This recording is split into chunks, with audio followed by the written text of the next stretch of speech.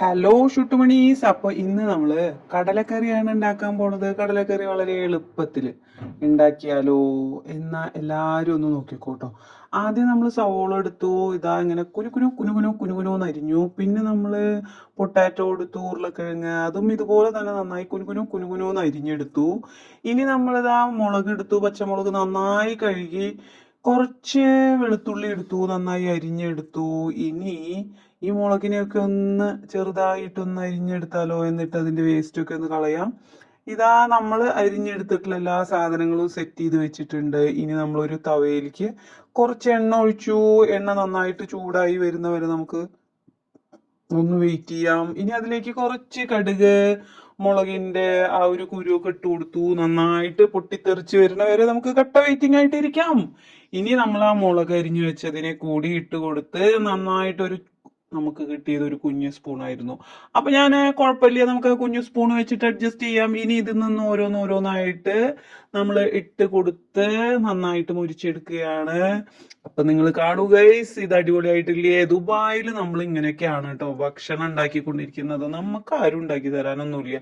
അതുകൊണ്ട് തന്നെ ഇതാ പച്ചമുളകൊക്കെ ഇട്ടു, പിന്നെ നമ്മളിതാ സവോള ഇട്ടു, നന്നായിട്ട് വരട്ടിക്കൊണ്ടിരിക്കുകയാണ്. അത് നന്നായി വരണ്ട് വരുന്ന വരയ്ക്കും നമുക്ക് കട്ട വെയിറ്റിംഗ് ആവാം. നമ്മൾ ദുബായില് ഈ ഹോട്ടലിൽ കാട്ടണ പോലെയൊക്കെ ഒന്ന് കാട്ടി വെക്കുകയാണ്. ദാണ്ടില് ഉപ്പിട്ട് കഴിഞ്ഞിട്ട് ഇനി കുറച്ച് മസാലകൾ ഇതാ മഞ്ഞപ്പൊടി ഇട്ട് കൊടുത്തു.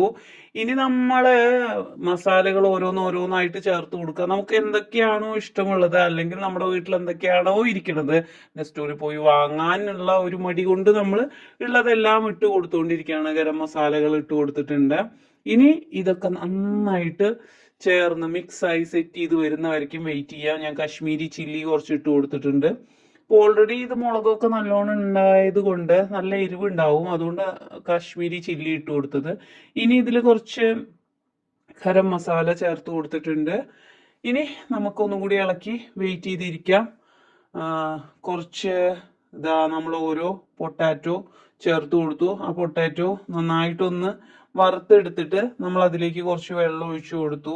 ഇനി അത് നന്നായിട്ട് വെന്ത് വരണ വരയ്ക്ക് നമുക്ക് വെയിറ്റ് ചെയ്യാം. അപ്പോഴേക്കും എന്താ നമ്മുടെ പാത്രത്തില് കടല നന്നായി വെന്തിട്ടുണ്ട്. ഇനി ആ കടല കൂടി നമുക്ക് ഇതിലേക്ക് ഇട്ട് കൊടുക്കാം. കാരണം കടലയും ഇതുകൂടി ഒരുമിച്ച് വെന്ത് വരികയാണെങ്കിൽ ഒന്നും കൂടി നല്ല ടേസ്റ്റി ആയിരിക്കും. രണ്ടും കൂടി ആ ഒരു മസാലകളെല്ലാം കൂടി ചേർന്ന് അതിലിങ്ങനെ വെന്തിങ്ങനെ വരുമ്പോൾ നല്ല ടേസ്റ്റ് ആണ്. അപ്പൊ നമ്മളിതാ ചപ്പാത്തി ഉണ്ടാക്കാൻ പോവാണ്. ചപ്പാത്തി നമ്മൾ നെക്സ്റ്റ് ഒന്ന് വാങ്ങിയിട്ടുണ്ടായിരുന്നു. അപ്പൊ അത് വെച്ചിട്ടാണ് നമ്മൾ ഇനിയൊരു പ്രയോഗം നടത്താൻ പോകുന്നത്. അപ്പൊ ചപ്പാത്തി ഇതാ നന്നായിട്ട് ഇങ്ങനെ, ഇത് നമ്മുടെ ദോശയുടെ കല്ലായിരുന്നു കേട്ടോ. ഇനിയിപ്പോ ഇത് ദോശ ഉണ്ടാക്കാൻ പറ്റുമോ എന്നുള്ളതൊരു